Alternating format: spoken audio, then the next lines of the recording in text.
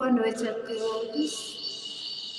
Sejam bem-vindos aos estudos dessa quarta-feira no Samaritanos de Jesus. Aqueles que estão participando pela primeira vez, nós fazemos uma abertura, né, uma prece de abertura. Depois nós temos uma palestra com um tema espírita e depois o estudo de um capítulo do Evangelho. Aí fazemos uma vibração, em que é importante todos elevarem o seu nível de vibração, procurarem se concentrar, pensar em Jesus, porque não importa a distância em que nós estejamos, essa vibração, as nossas vibrações, serão uníssonos se nós conseguirmos manter uma frequência, tá certo?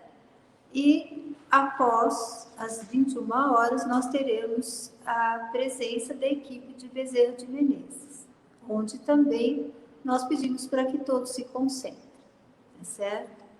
Então, agora vamos iniciar com uma oração.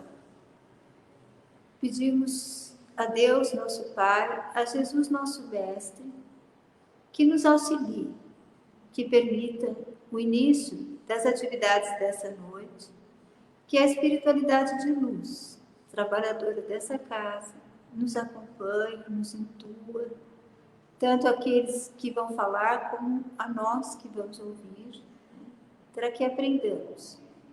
Agradecemos por essa casa, agradecemos por estarmos mais uma noite reunidos. Não importa a distância física, mas estamos espiritualmente todos juntos. Que Jesus nos abençoe. Agora, nós vamos convidar a nossa companheira Gisele, que vai fazer a palestrinha desta noite.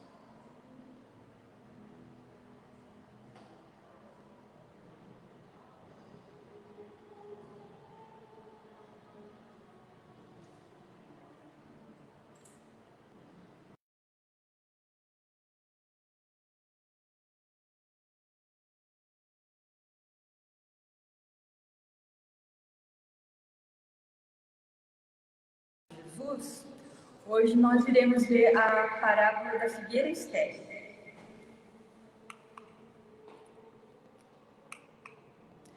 E nos evangelhos, a personagem da figueira, ela aparece em 3 parábolas.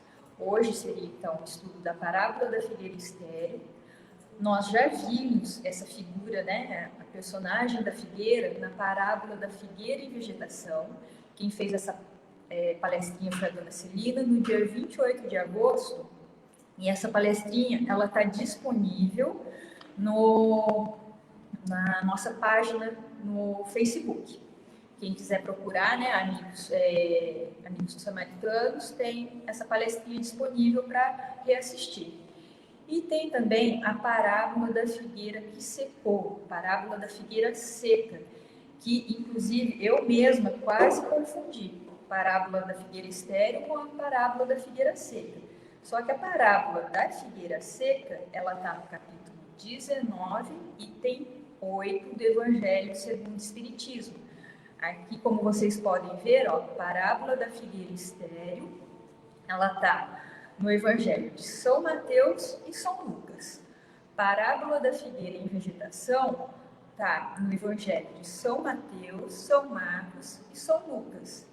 E a da figueira seca, a figueira que secou, está na parábola de São Marcos. São historinhas diferentes, né? Retratando diferentes estágios, diferentes estados da figueira, com o objetivo de fazer um paralelo com a nossa evolução espiritual, um estágio de evolução moral em que cada ser humano se encontra, em que cada instituição religiosa se encontra, em que estado que a humanidade terrena se encontra.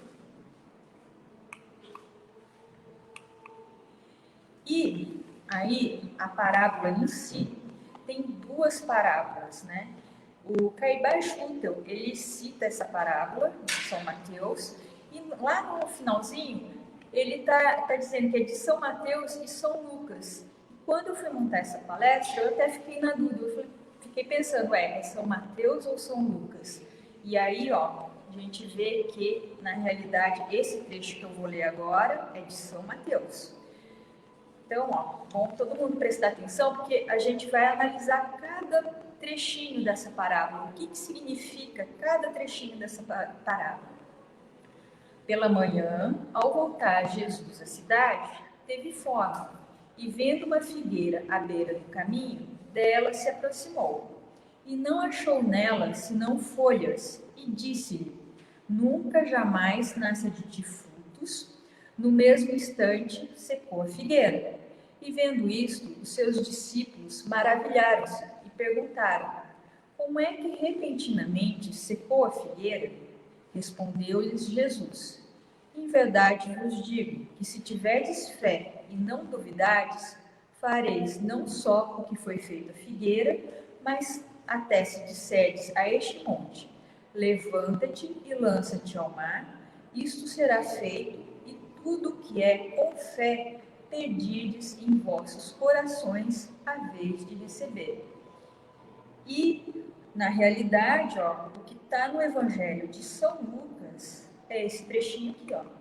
É essa historinha. Um homem tinha uma figueira plantada na sua vinha e foi buscar fruto nela, mas não o achou. Dizendo então ao que cultivava a vinha: Olha, já faz 3 anos que venho buscar fruto a esta figueira e não o acho. Corta, pois, pelo pé. Para quem está ela ainda ocupando a terra? Mas o outro, respondendo, lhe disse: Senhor, deixa ainda este ano, enquanto eu a escavo em roda e lhe lance esterco. Se com isso der fruto, bem está, e se não, virás a cortá-la depois. Se nós pararmos para analisar essas duas histórias, elas não são semelhantes? Não são parecidas? Pois bem, o que acontece? Os evangelhos de Mateus, Marcos e Lucas, que tratam justamente das parábolas das figueiras, são considerados evangelhos sinóticos. E o que são evangelhos sinóticos? São evangelhos que trazem várias histórias, né, parecidas, com a finalidade de mostrar, né, um fundo moral comum. E é justamente o que acontece nesses dois evangelhos, né? No evangelho de Lucas, com essa historinha que eu acabei de ler, e com a historinha anterior. O que eles querem dizer com isso? Né? Quando diz, pela manhã, ao voltar Jesus à cidade, teve fome. Não está passando a impressão de Jesus, né? Deixa eu passar aqui também. Pela manhã, não está passando a imagem de Jesus voltando para a Terra, reencarnando, para ver em que estado que a humanidade se encontra? E lembrando também, aqui, ó, o outro trechinho, teve fome. Quando ele diz teve fome, o sentido, né, de fome é o anseio de Jesus justamente ver como que a figueira se encontrava, como que a humanidade estava. Ela já havia se transformado, já estava redimida, evangelizada, dela se aproximou. Representa Jesus perante o povo judeu. Então ele estava reencarnando e aí, né, na idade adulta, ele vai ver como que está a humanidade naquele período, naquele contexto histórico, observando e analisando a verdadeira condição espiritual de seus habitantes, tão preocupados com exterioridades do culto religioso, não se aperceberam da grandeza espiritual daquele divino visitante. E quando ele diz, nunca jamais nasça de ti frutos, ele faz um paralelo, né, com a esterilidade, que a esterilidade é uma anomalia não só para uma ave, mas para todo ser vivo. Do ponto de vista moral e espiritual, vai representar que mesmo uma pessoa tendo abundância de recursos materiais e espirituais, Isso não vai incluir, né, a fé religiosa, não vai incluir bens morais. A pessoa ela vai ser estéril de sentimentos quando estiver envolvida por orgulho, vaidade, egoísmos, anomalias morais. E quando ele diz secou a figueira, né, para aquele contexto histórico, 70 anos depois da morte de Cristo, o general Tito, ele incendeia a cidade de Jerusalém. E aí não sobra nada, né? Aquela organização religiosa, ela não vai deixar de cumprir o papel perante a humanidade. Tudo aquilo que existia lá, né, passa a deixar de existir. E aí a gente nota também um forte simbolismo. O que são os estéreis, os homens, as instituições, no caso a instituição religiosa da época, não permanece. Elas secam porque eram estéreis. Se tiverdes fé e não duvidades, tudo que com fé pedides em vossos corações, haveis de receber.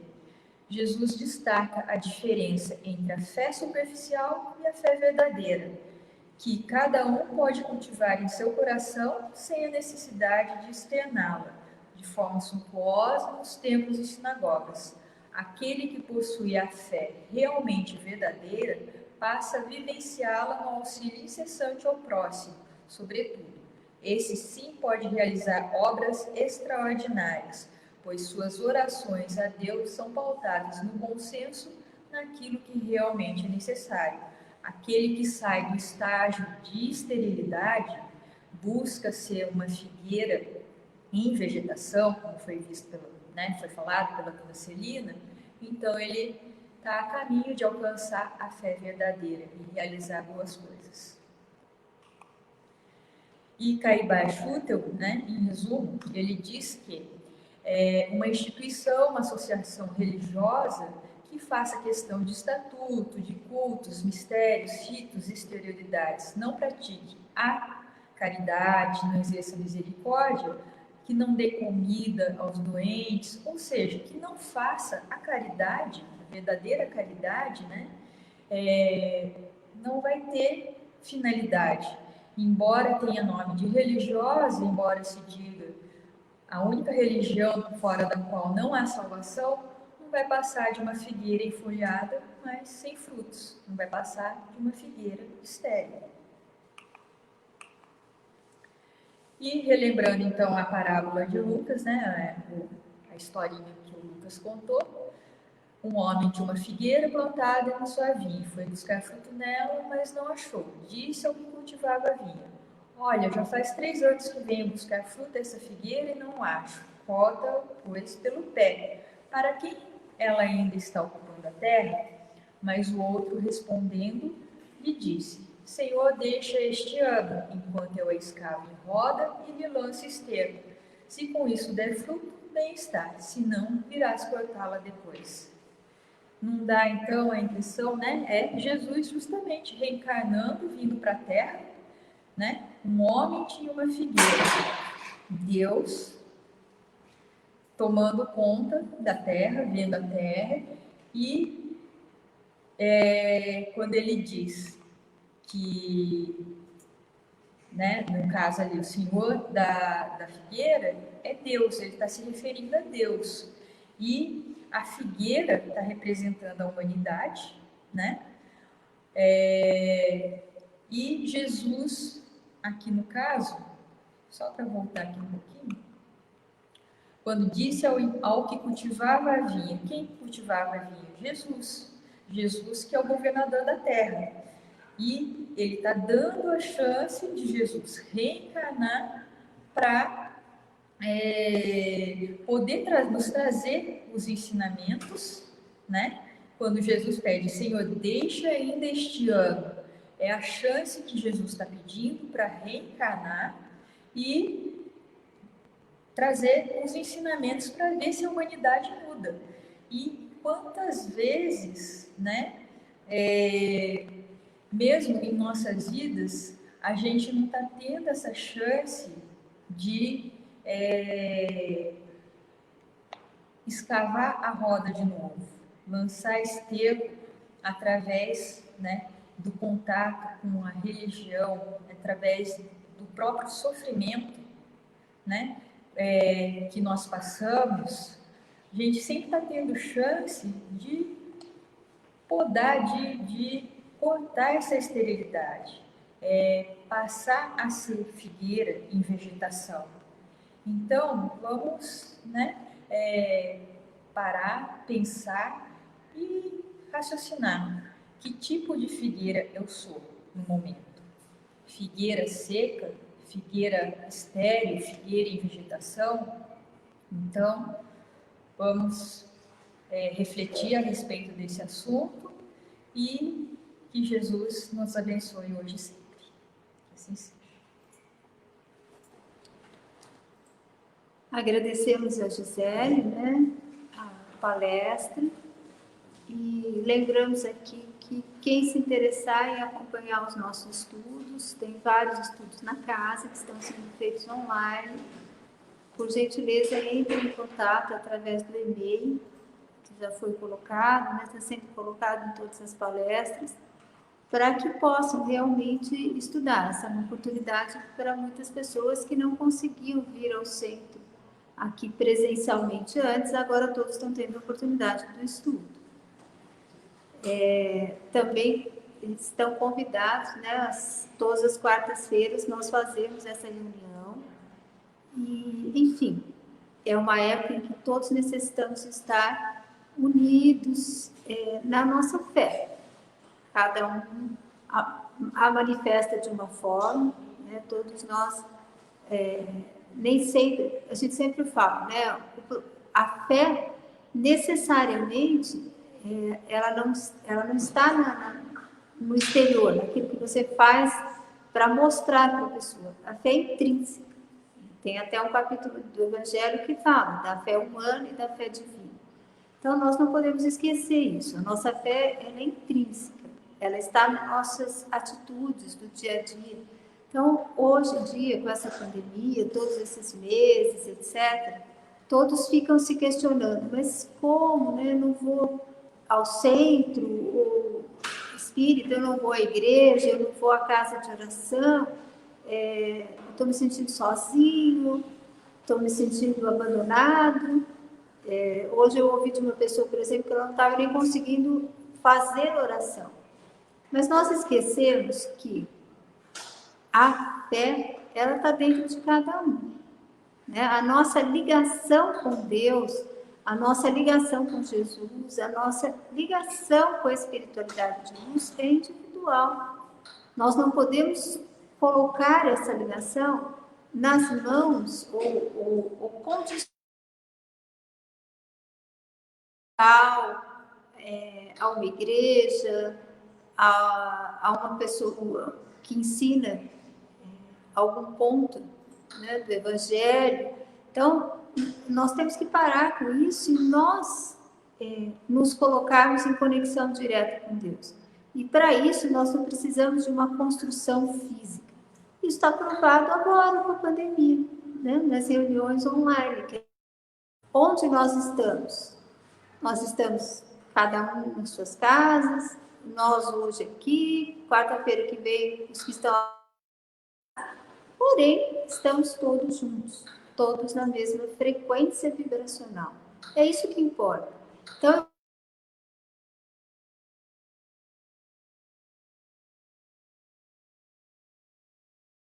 Então, se eu estiver na minha casa, eu vou fazer na minha casa. Se eu estiver no meu trabalho, eu vou fazer no meu trabalho. Se eu estiver na rua, se eu estiver numa condução, se eu estiver dirigindo, se eu estiver a pé, eu vou orando, vou me conectando. E orar, entenda-se, não é a oração decorada. Orar é nós conversarmos com Jesus. Nós conversarmos com Deus. Essa é a oração. Então, essa pandemia é um aprendizado para todos nós. É um grande aprendizado. É óbvio, muitas pessoas estão, cada um dando o seu sacrifício, a sua parte, mas é um aprendizado. Olha que lição, né? Deus está nos dizendo, vocês podem, Vocês podem fazer o seu melhor em qualquer situação. Vocês podem dirigir-se, fazer uma oração, dirigir-se a Deus, a Jesus. Então, olha só que lição, que momento maravilhoso.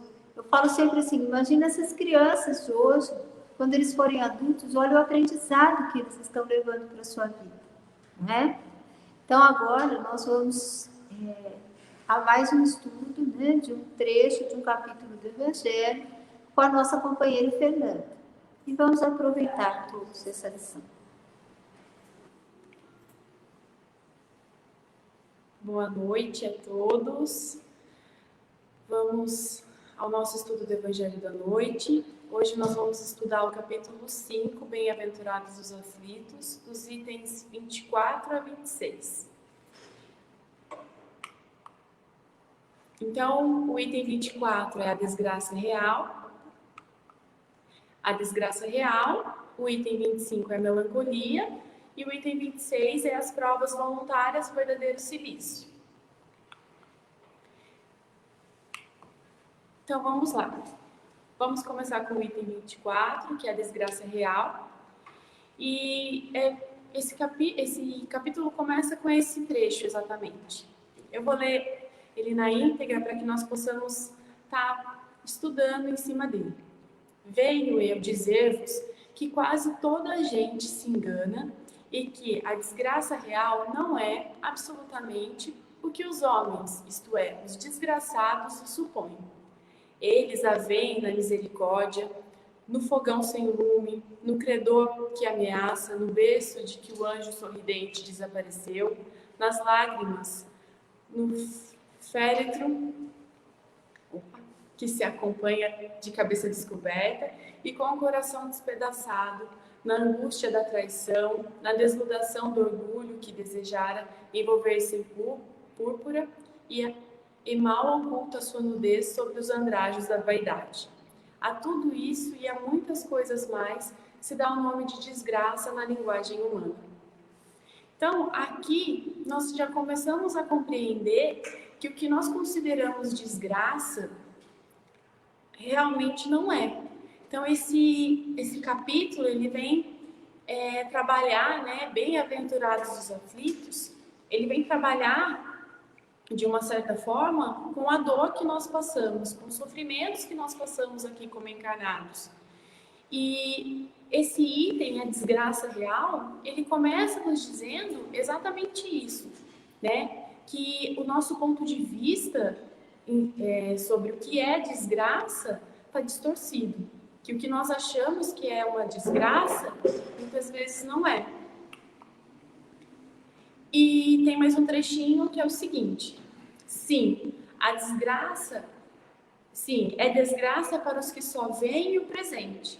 A verdadeira desgraça, porém, está nas consequências de um fato mais do que no próprio fato. Então, é como foi dito anteriormente, nós vemos desgraça na pobreza, na fome, né, na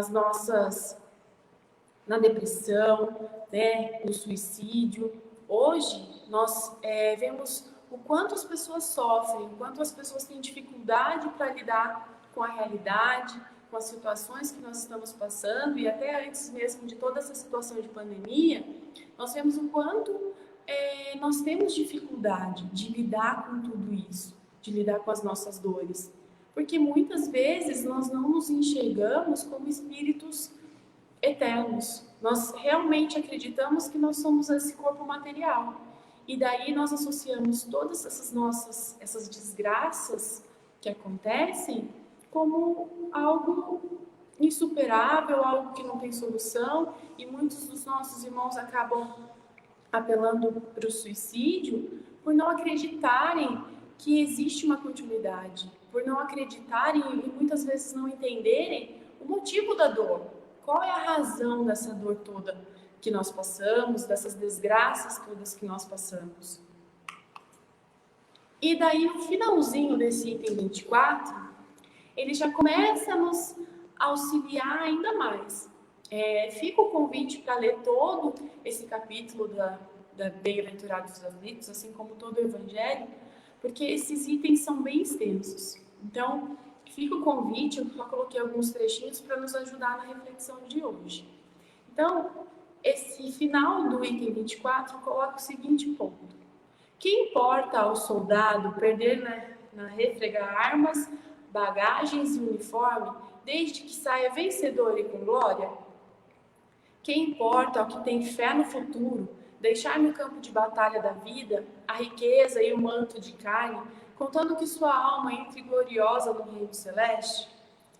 Esse item 24 é uma mensagem de Delfina Girardin, Paris, 1861, mas é exatamente esse o ponto, que por mais que nós possamos passar por muitas desgraças aqui na materialidade, que nós passemos por tantas situações difíceis, né, como a gente deu alguns exemplos anteriormente, se todas essas desgraças nos permitirem retornar ao plano espiritual um pouco melhores, um pouco mais burilados, menos orgulhosos, menos vaidosos, não vai ter valido a pena? Será que quando nós retornarmos ao plano espiritual e, de alguma forma, termos passado por todas essas desgraças de forma resignada, com paciência, com fé, e nos encontrarmos um pouco melhores, um pouco com aquele sentimento de que um pouco eu fiz a minha missão aqui, não é bem melhor do que ter uma vida aqui plena, cheia de alegrias e algo que é muito passageiro? Nós sabemos que a nossa estadia na Terra, a nossa encarnação, que dure 90 anos, é algo muito pequeno perante a eternidade do nosso espírito. E que a nossa verdadeira vida é o plano espiritual. Então, imagina se nós ficarmos dando tanta importância para algo que vai ser tão passageiro como a nossa reencarnação atual e acabar que quando voltarmos para o plano espiritual, nós vemos que nós nos desgastamos ou muitas vezes, num ato impensado, cometemos suicídio e retornamos retornamos antes do programado, do planejado por nós mesmos e vemos que desperdiçamos uma oportunidade. E daí a gente começa um ponto de reflexão que é assim: esse capítulo ele só fala de dor, bem-aventurados os aflitos, ou seja, é sofrimento e dor do começo ao fim? Não, né? O nosso Mestre Jesus, ele não veio trazer um ensinamento, um legado de dor, ele veio trazer pelo contrário. Esse capítulo, ele é para nos dar um conforto, é um capítulo de consolação, de que, de alguma forma, nós tenhamos a certeza, né, de que toda essa dor, toda essa desgraça, por tudo isso que nós passamos aqui no plano terrestre, tem um motivo, né? Então, o intuito desse capítulo é a consolação, é nos consolar, é dizer que a dor que a gente passa tem uma razão, né? E o porquê que existe essa dor? É exatamente esse o intuito do Espiritismo. Ele vem, como consolador prometido, trazer esse esclarecimento para todos nós, encarnados e desencarnados, porque da mesma forma que nós sofremos com N situações, existem desencarnados que nem sabem que estão desencarnados, que nem sabem da situação que eles se encontram, e tem depressão, tem síndrome do pânico, tem N situações que perturbam eles da mesma forma. Então, o Evangelho do Cristo, além de ser um código de conduta moral, ele é um consolador, né? Ele vem para nos ajudar a passar por tudo isso e explicar para a gente que a dor ela é uma ferramenta de aprendizado muito importante. E quando a gente pensa que Deus é justo, bondoso, misericordioso, a gente consegue começar a entender que Ele jamais usaria a dor se não fosse realmente necessário. É o exemplo de um pai que tem que dar um remédio ruim para o filho. Muitas vezes aquela criança precisa, né? A criança precisa daquele remédio, a criança está muito doente, ela precisa tomar aquele remédio amargo, aquele remédio ruim, uma injeção, enfim. Mas o pai acaba tendo que fazer aquela criança passar por aquela situação. Por quê? Porque aquela dor, porque aquele remédio ruim vai fazer ela melhorar, vai fazer ela se sentir saudável, né? Vai se tornar uma criança mais saudável. Então, o Evangelho, ele vem exatamente nos mostrar isso, esse outro ponto de vista, de que a dor é uma ferramenta, né? Uma ferramenta de aprendizado. E daí, Leon Denis, no livro O Problema do Ser, do Destino e da Dor, ele vai colocar um trecho que é bem legal. Por mais admirável que possa parecer à primeira vista, a dor é apenas um meio de que usa o poder infinito para nos chamar a si e, ao mesmo tempo, tornar-nos mais rapidamente acessíveis à felicidade espiritual, única e duradoura. É, pois, realmente pelo amor que nos tem que Deus envia o sofrimento. Fere-nos, corrige-nos, como a mãe corrige o filho, para educá-lo e melhorá-lo. Trabalha incessantemente para tornar dóceis, para purificar e embelezar nossas almas, porque elas não podem ser verdadeiras, completamente felizes, senão na medida correspondente às suas perfeições. Para isso, pôs Deus, nesta terra de aprendizagem, ao lado das alegrias raras e fugitivas, dores frequentes e prolongadas, para nos fazer sentir que o nosso mundo é um lugar de passagem e não um ponto de chegada. Gozos e sofrimentos, prazeres e dores, tudo isto Deus distribuiu na existência como um grande artista, que na tela combina a sombra e a luz para produzir uma obra-prima. Então, olha que legal a gente ter mais uma vez essa certeza de que Deus, ele tem esse cuidado, ele tem todo esse amparo para conosco. Nós não estamos aqui sofrendo à toa, sem motivo nenhum, né? Hoje, com toda essa situação do mundo, com essas ideias muito materialistas de que nós, né, algumas crenças de que nós, quando morremos, acaba com tudo, acaba que a dor ela não tem justificativa.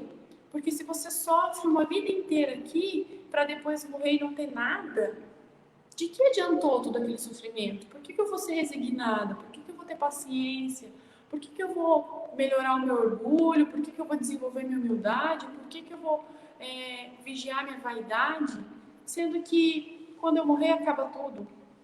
Então, mais uma vez, o Evangelho ele vem nos mostrar que tudo isso tem uma razão de ser, né? Muitas vezes, essa razão de ser pode ser algo que nós adquirimos nessa própria encarnação, ou algo que nós estamos reparando de reencarnações anteriores, de encarnações anteriores. Então, olha só, né? É da mesma forma que quando a gente põe um endereço no Waze e ele mostra pra gente a melhor rota, e no final das contas você fala assim, mas eu acho mais ou menos que eu sei o caminho. E começa a ir pela sua cabeça, e ele começa a recalcular. E daí, por fim, você faz um caminho bem mais longo, ou pega pedágio, passa por lugares que era desnecessário. É exatamente isso que nós fazemos na nossa vida, né? Muitas vezes a gente tem algumas dores, algumas situações que nós temos que passar, por situações que nós fizemos no passado, em outras vidas, mas tem coisas que nós realmente procuramos e arrumamos aqui. Tamanha a nossa ignorância, vamos dizer assim. Então, que nós possamos ter essa compreensão de que nenhum sofrimento é à toa, que nós tenhamos esse cuidado das escolhas que nós fazemos, porque nós sabemos que assim nós iremos colher lá na frente, a lei de ação e reação. Não tem como a gente fugir disso, é uma lei natural. Então, tudo aquilo que eu faço, de uma certa forma, irá retornar para mim. Então, os meus erros, as minhas atitudes equivocadas, elas vão ter que ser reparadas, seja nesta vida ou na próxima. E daí Santo Agostinho, ele tem uma frase que é muito legal, que é a seguinte: pois o Deus Todo-Poderoso, por ser soberanamente bom, nunca deixaria qualquer mal existir nas suas obras se não fosse bastante poderoso e bom para fazer resultar o bem do próprio mal. Então Deus, ele tem uma visão muito, mas muito maior do que nós temos. Nós temos uma visão muito limitada, muito limitada até da nossa própria vida. Muitas vezes a gente não consegue nem se enxergar, a gente não consegue identificar em si mesmo os nossos erros, os nossos defeitos, vamos dizer assim. E Deus, ele enxerga toda a nossa linha do tempo, ele enxerga toda a humanidade, ele enxerga a humanidade de dentro de nós, do nosso ponto de vista, dos nossos sentimentos, em cada um dos seres que ele criou. Por isso ele é presente em todo lugar, a todo momento, porque ele está dentro de cada um de nós. Deus, ele deixou uma parte dele, ele enxerga nosso potencial. E daí, quando nós questionamos as situações que nós passamos no nosso dia a dia, nós estamos, de alguma forma, questionando essa inteligência, né? Essa inteligência divina, essa inteligência superior. Porque ele enxerga tudo que nós passamos, tudo que nós estamos passando, tudo que nós podemos passar, tudo que nós temos potencial de alcançar. Então, toda dor que ele nos permite passar é porque ele sabe que essa dor vai nos ensinar, que vai nos fazer evoluir. E eu não sei se todo mundo conhece a lagosta, obviamente isso não é uma lagosta. É mais uma imagem para dar uma descontraída e representar a lagosta. Mas a lagosta, ela pode ser bem didática com tudo isso que nós estamos conversando na noite de hoje. Porque a lagosta é um animal que ele tem esse envoltório, né? Ele tem essa casca que protege ele, mas conforme ele vai crescendo, conforme ele vai se desenvolvendo, ele começa a sentir muita dor de ficar ali e ele precisa abandonar aquela casca, se esconder nas pedras, enquanto ele vai formando uma nova casca. E aquela casca ela vai durar por um tempo, até que ele cresça novamente e precise fazer toda vez esse processo. E uma boa notícia é que nós não fugimos disso, né? As dores, ainda mais no mundo em que nós estamos, no planeta Terra, ela é algo que, infelizmente ou felizmente, ela vai estar presente no nosso caminho, uma vez que ela é uma ferramenta de evolução. Então, muitas vezes a gente fica acomodado naquela casca de um trabalho, de uma família, né, de uma posição social, de uma situação financeira, e a hora que a gente começa a sentir dor e tem que largar aquela casca, ninguém quer, né? Mas se a gente ficar ali, a gente não cresce. E isso vai contra a lei da evolução, né? A lei da evolução é exatamente essa. Todos nós vamos evoluir, todos nós vamos crescer. Não tem essa opção para a lagosta e não tem essa opção para nós, né? A não ser que a lagosta tenha a opção só de ser comida pelo um predador. Nós, no caso, é mais uma situação de que nós temos que crescer, faz parte, nós temos isso gravado dentro de nós, é do nosso intuito, é do nosso instinto, né? Da mesma forma que nós temos dentro de nós a consciência do que é certo e do que é errado, nós temos essa compreensão de que nós vamos acabar crescendo, nós vamos acabar evoluindo, seja pelo melhor caminho, pelo amor ou pela dor. Mas, infelizmente, nós acabamos optando muito por isso. Então, vamos ser umas lagostas um pouco mais desprendidas, passar por esses momentos de dor de forma um pouco mais, né, resignada, um pouco mais paciente, compreendendo que é algo muito passageiro, que a nossa casca vai se formar novamente e que cada vez mais nós vamos estar nos fortalecendo. E daí no item 25, a gente vai falar sobre a melancolia, né? E daí ele fala exatamente isso, Sabeis porque às vezes uma vaga tristeza se apodera de vossos corações e vos leva a considerar amarga a vida? É que vosso espírito, aspirando a felicidade e a liberdade, se esgota, jungido ao corpo que lhe serve de prisão, em vãos esforços para sair dele. Reconhecendo inúteis esses esforços, cai no desânimo, e como o corpo lhe sofre a influência, toma-vos a lassidão, o abatimento, uma espécie de apatia, e vos julgais infelizes.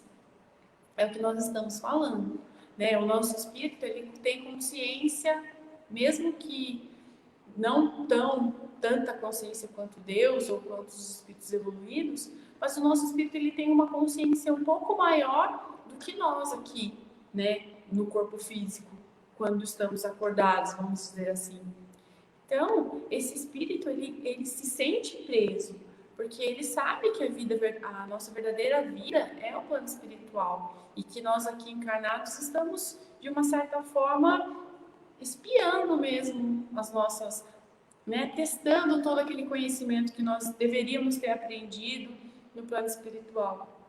E essa melancolia é muitas vezes disso, dessa falta de lidar com tudo isso. Então, que a gente tenha consciência que todos nós passamos por essa tristeza, por essa melancolia, mas que nós tenhamos fé de que tanto esses momentos de melancolia, quanto as desgraças e as dores que nós passamos, são passageiras e são formas de aprendizado. Aí, no livro dos Espíritos, tem uma questão 943, que é a seguinte: de onde vem o desgosto pela vida que se apodera de alguns indivíduos sem motivo plausível?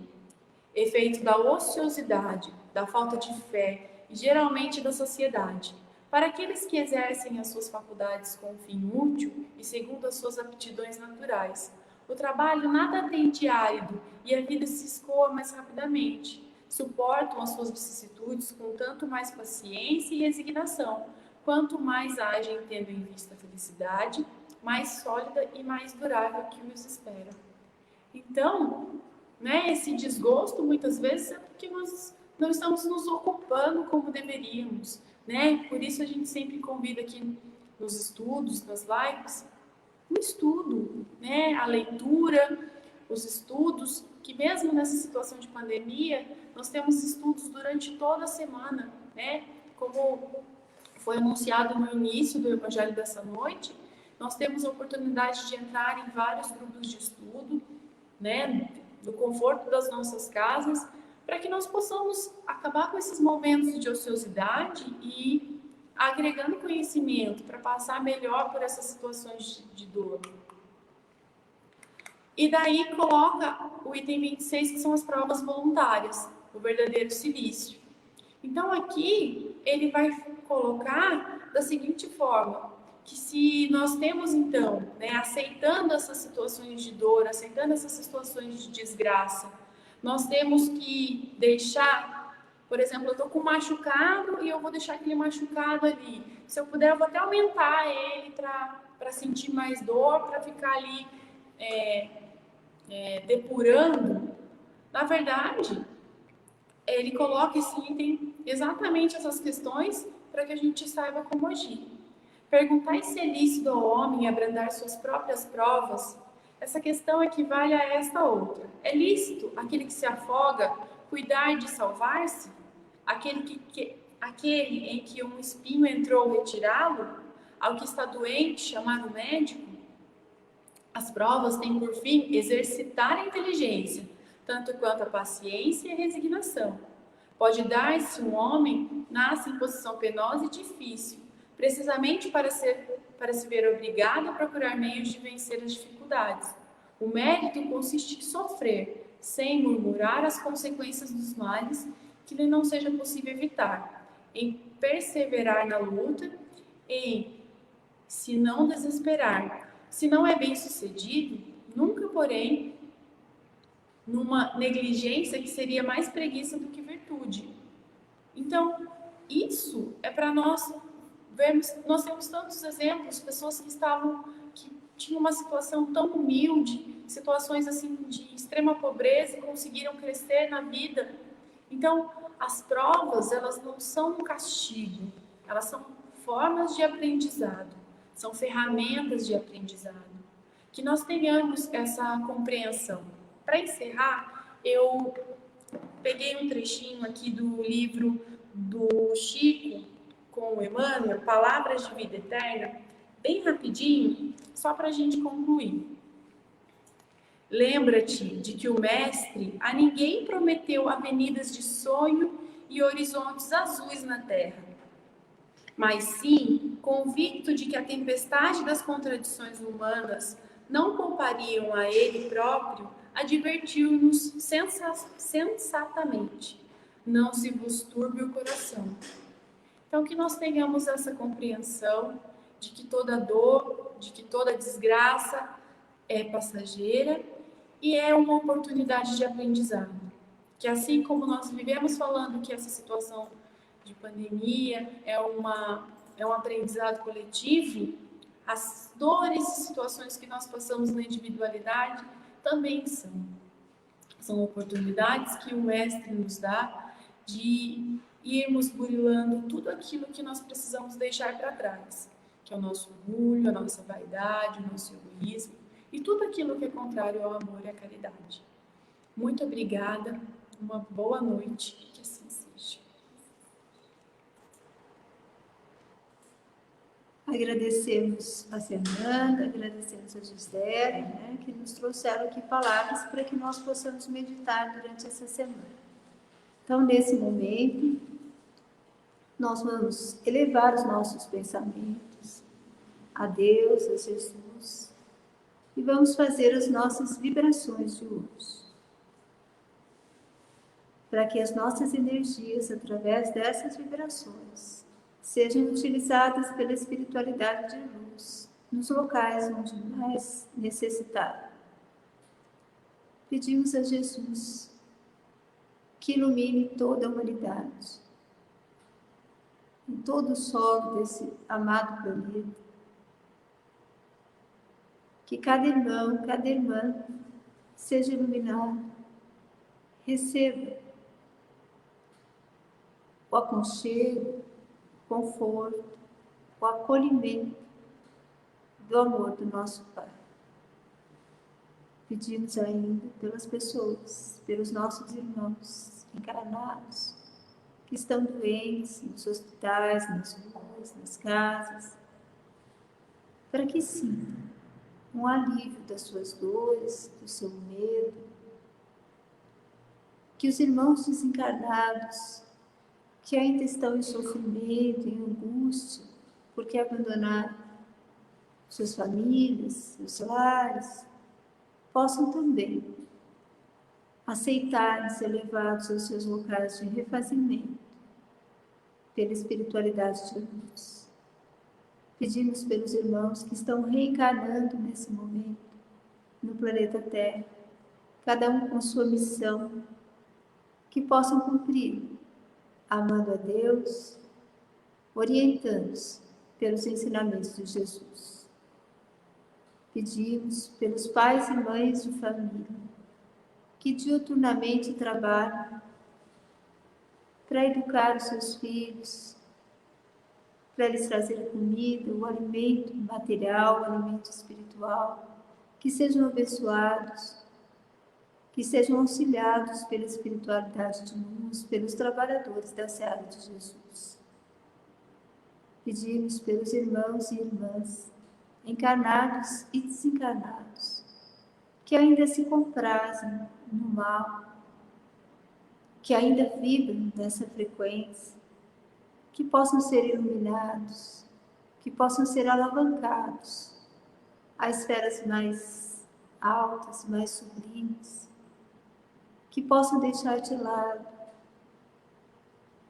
a maldade, a maledicência, o orgulho, a vaidade e o querer o mal do próximo, que possam acordar com a luz da espiritualidade do Mestre Jesus e assim iniciar a sua reforma íntima. Pedimos ainda por nós mesmos, para que possamos, Senhor, trilhar a estrada da vida em direção a vós, saltando os obstáculos, contornando-os, fazendo deles apenas uma folha no caminho. Pedimos por aqueles que conhecemos, pelos que não conhecemos, por todos aqueles que nesse momento estão orando, para que essas orações, essas vibrações, melhorem toda a qualidade vibracional do nosso amado planeta. Pedimos pelos nossos lares, pelas nossas famílias terrenas e nossas famílias espirituais, ou seja, a nossa grande família espiritual, que é a humanidade. E agradecemos, Senhor, pela oportunidade de aprender aquilo que Jesus nos trouxe. Que assim seja. Agora, nós vamos passar a receber a equipe de Bezerra de Menezes, que nos visita todas as quartas-feiras. Então, continuemos procurando manter a nossa vibração de forma a que cada um de nós receba o seu quinhão de auxílio dessa espiritualidade maior, desses irmãos que poderiam estar em outros planetas, em outros planos espirituais mais elevados, mas estão por amor ao nosso lado, nos auxiliando, estendendo sua mão. Entreguemos nesse momento a eles as nossas dores físicas, morais, espirituais. E peçamos forças, coragem, para continuarmos na nossa estrada. Que a nossa fé seja maior do que o nosso medo. Que a nossa esperança seja maior do que a nossa covardia. E que tenhamos a certeza gravada em nossa consciência que é a voz de Deus em cada um de nós, que todos podemos melhorar, que todos podemos chegar até Jesus, para que, como Ele prometeu, nos leve ao Pai. Que assim seja. Agora, nós agradecemos a todos que ficaram conosco até agora e esperamos na próxima quarta-feira que estejamos novamente juntos, em espírito, em vibrações. Que Deus abençoe a todos e abençoe a nossa semana. Que assim seja.